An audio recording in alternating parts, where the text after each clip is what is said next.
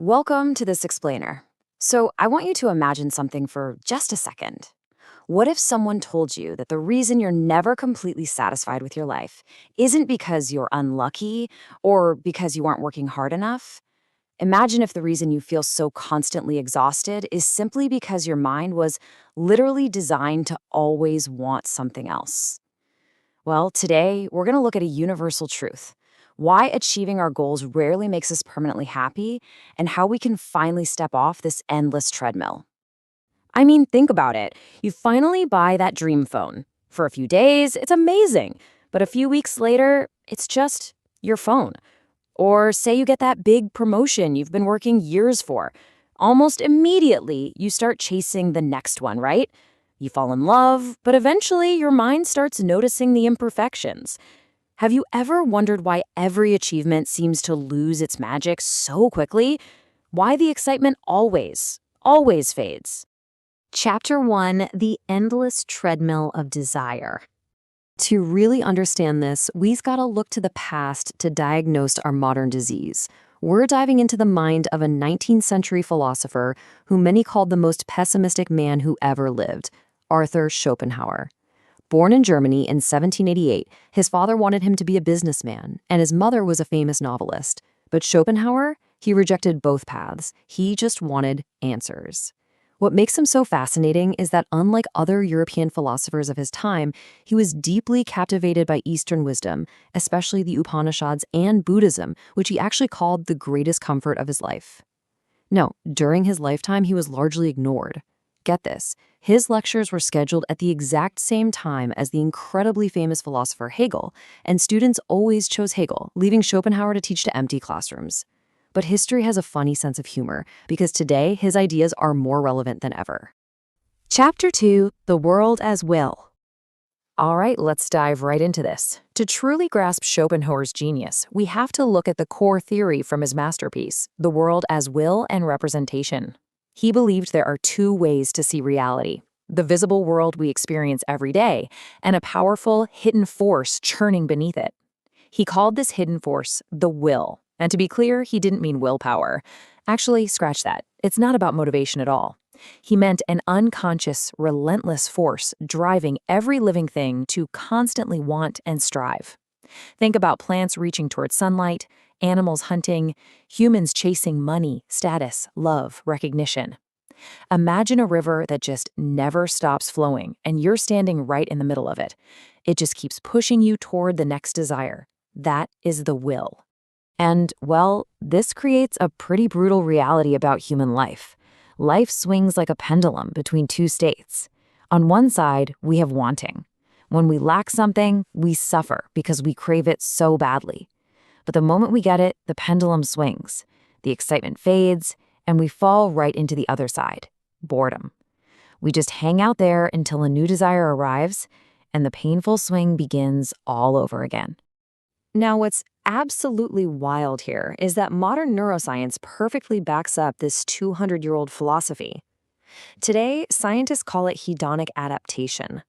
Our dopamine system is literally wired to reward the pursuit of a goal more than the actual possession of it. Your brain absolutely loves the chase, but it quickly adapts after winning. Schopenhauer described this exact mechanism perfectly, 2 entire centuries before we even had the brain scanners to prove it. Chapter 3: The Modern Exhaustion Trap. Okay, here's where things get urgent. If human biology was already wired this way, our modern world has basically taken this natural vulnerability and completely hijacked it. Today, our will has been industrialized. Just look at the forces we interact with every single day. Ads don't just sell products, they sell dissatisfaction, whispering that you'll finally be happy if you just buy this one thing.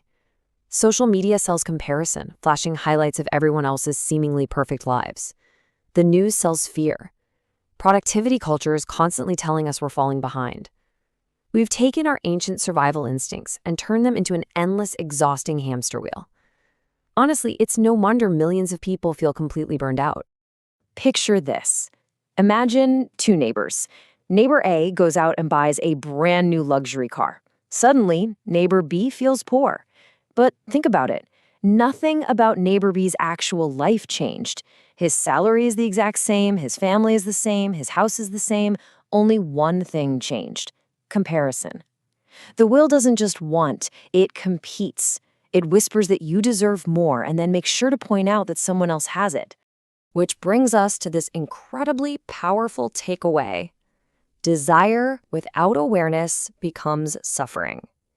Now, Schopenhauer wasn't trying to depress us with all of this. He really wasn't. He just wanted us to stop expecting permanent happiness from temporary things. Think about it like the seasons. If you expect summer to last forever, you're going to be painfully disappointed every single autumn. Accepting that our satisfaction will naturally fluctuate is what builds true resilience. Chapter 4: 5 Steps to Freedom. So let's see how this all builds into an actual practical solution, because here is where Schopenhauer becomes surprisingly hopeful. He didn't just diagnose the disease, he gave us the cure. He laid out this beautifully simple 5-step framework that allows us to step off this treadmill of desire and reclaim our peace.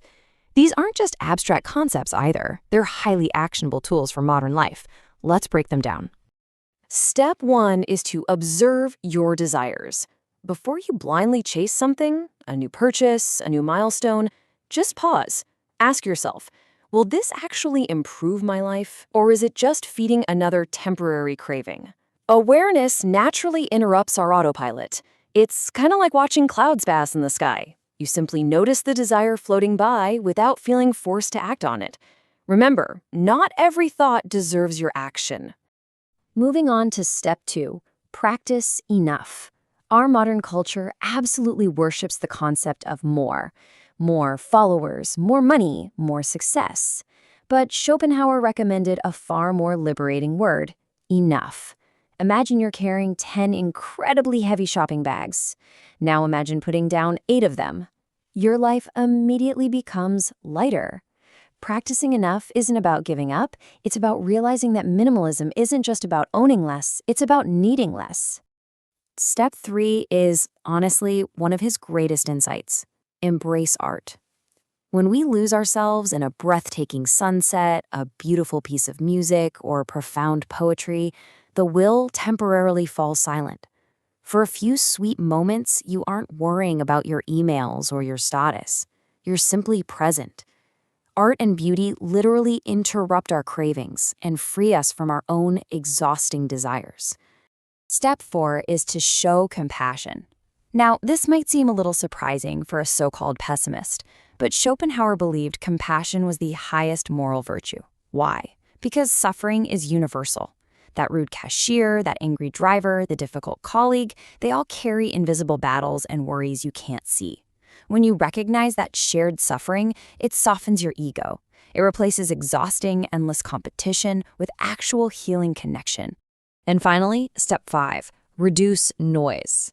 Listen, you can't hear beautiful music inside a loud construction site, and your mind works exactly the same way. Constant notifications, infinite scrolling, breaking news, your nervous system literally never gets to rest. We need daily silence, just 5 or 10 minutes with no phone, no music, no input, just awareness, because true peace can only grow in the spaces where the noise disappears. So, here's your daily framework for whenever that anxiety hits and you feel that treadmill speeding up. Notice what you're chasing. Question if it will permanently satisfy you. Simplify what you can let go of. Create through art, learning, or serving. And connect by choosing compassion over comparison. This isn't a philosophy of despair, guys. It's a profound philosophy of true daily liberation. So the absolutely crucial point here is this.